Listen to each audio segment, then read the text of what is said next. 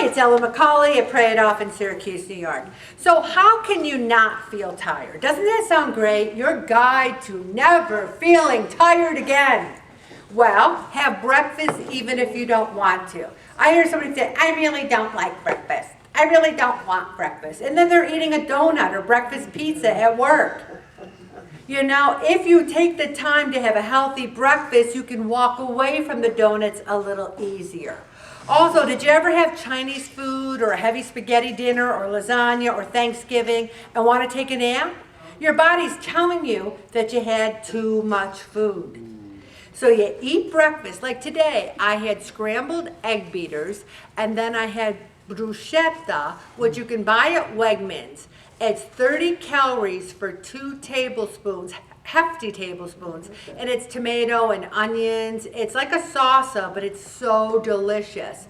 And bruschetta, B-R-U-C-H-E-T-T-A. It's Italian, bruschetta. And it's delicious, and I had it on my egg beaters, and I had to cut up apple slices, because I don't really want to be chomping on an apple early in the morning, but I like apple slices earlier in the morning. So apples, guess what? It's September, everyone. It's October now. Apple season. Have your apples. Have a baked apple. Yum, yum, yum, okay? And then this next one, eat every 3 to 4 hours. I have to say to a lot of people in this group, do not eat every 3 to 4 hours, okay? If you are going to have a couple grapes, go ahead. If you're going to have a banana, okay. But not like, you know, a bagel with cream cheese every 3 to 4 hours. Fill up on more fiber and those omega-3s, the tuna, the salmon. I can't say enough about them. I felt myself getting dehydrated. If you feel that, you really should be drinking the water. Watch your caffeine over afternoon. I personally cannot have caffeine afternoons. And people think, well, it keeps me awake. Yeah, it'll keep you awake at 10 o'clock tonight when you're trying to get to sleep.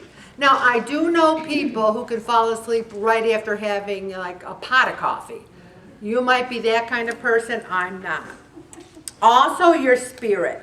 One of these things they say, splash some water on your face. I'm not going to ruin my makeup by splashing water on my face. But if that helps you, go ahead and do it, okay? To me, what wakes me up is I stop and I stand up and I march in place. I just march and march and march. I put music on. You have a phone. You can put music on at any time. Play this, play that. It'll do it for you. Also, suit up in a power outfit to beat the blahs. I am not Gina Lola Brigida. I am 71 years old, and I gotta tell you, I cannot tell you the number of people on the ship who said, you look so beautiful. You look so great. I love your nails. I love your jewelry. I love your makeup. One woman stopped my husband and said, you are a lucky man. And that was the first time that someone didn't say, if anything happens to you, can I have Bob? You know? She was saying, you are a lucky man. So I just felt like if you dress, an elegant night, I had the jewelry, I had the outfit, they're going to forgive a couple of extra pounds if you're looking good. My mother taught me that at a very young age. You look good. It doesn't always matter if you're a little hefty, okay? Also, you can beat the blahs. You know, ever see someone in there, like, their hair's greasing off their head, they got their sweats on. You wouldn't believe some of the people at breakfast. One lady had her robe, her slippers, and her hair in rollers at breakfast. And I looked at Bob, he looked at me, and we're like, I mean, just people watching is enough reason to take a cruise. There was 4,700 people to watch, let me tell you. And turn on some tunes. I cannot tell you about the power of tunes. We went to every entertainment and it was great. There was a Broadway show a night, which I knew every word to every song. There was a classic rock song that I knew every word to every song. They even had like a 30s and 40s, which I knew every word to every song because my mother sang all those songs. The only night I didn't go to was the rap night because I wouldn't know any words to any of those songs. But there wasn't a rap night. They know their audience on those cruise ships, let me tell you. Let go of grudges. So many people are up and they're exhausted because they're reliving these conversations that they had 20 years ago. Maybe I should have said this to my first husband. Well, your first husband's been gone 40 years. Let it go, okay? And so just stop reliving those conversations. Take deep breaths. I can't say enough about breathing. And decluttering. Another thing I said to Bob this morning, it's funny, when you get back after being gone, you want to like exercise, eat healthy, drink water, redo your house. You want to do everything because you feel like you've been gone forever. But I said decluttering. The Saturday before we went on a cruise, we had a garage sale. A week earlier, we went to the flea market and sold a ton of stuff. I don't miss any of those things. We made enough spending money for the cruise. And by the way, here's something else for self-control. I went to the casino with 20 bucks. I put it in the machine. Bob came and stood behind me and said, how you doing? I go, I don't know, but it's still going up. I won 500 bucks. I cashed out and went and got the money. See, that's the key. You get the money. And then you bet with another 20 bucks. You don't bet with that 500. And then I won another 200. So I actually, I know. God wanted me to win because, you know, he's like, Ellen, you work so hard. And do some good. I cannot tell you the importance of doing good. I don't have to tell the people in this room because they're some of the nicest people I've ever met.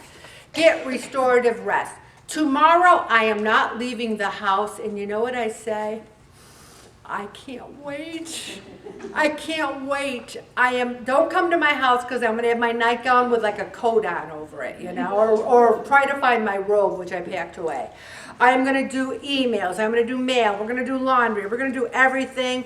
And then I have all day Saturday and Sunday are booked. So tomorrow I'm going to do all those things, and I'm really looking forward to it. Cut back on TV and computer time after 8. Don't watch the news and try to go to bed, okay? Also, hide your alarm clock. People don't have alarm clocks anymore, but you know what they do have is their phones. They sleep with their phones. Raise your hand if you sleep with your phone. Shame on you. And then people say, well, what if somebody really needs me? If someone really needs you, get a landline. They'll call you on your landline, which is what we have. I turn my sound off. I do not sleep with my phone.